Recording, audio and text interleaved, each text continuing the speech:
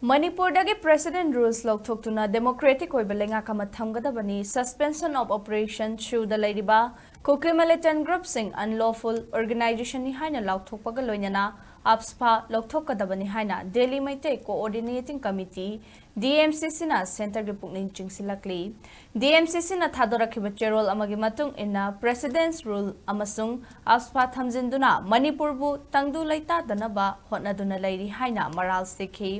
Mangzaunana yathok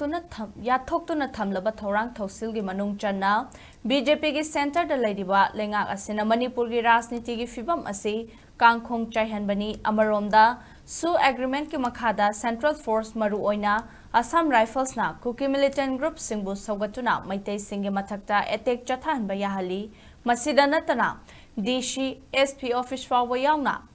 police outpost singda Pawba attack Chatthakhre Aswa amasung president rule thamjinba asina Manipurda military rule chalaire haibatakle maramaduna tha asigi tang 15 da pangthokhiba DMCC ge consultative mifam na lokhiba warep ki matung ina Manipurda ge president rules lawthoktuna democratic government ama thamgadabani suspension of operations to the Ladiba Kuki militant group sing unlawful organization haina lawthokadabani India ge Burma policy handokadabani hingsa thokhaliba khutlai paiba sing michang mikhai naidana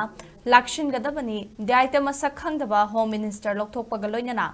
irang asige waroishin puraknaba prime minister na khut thingjin gadabani hairi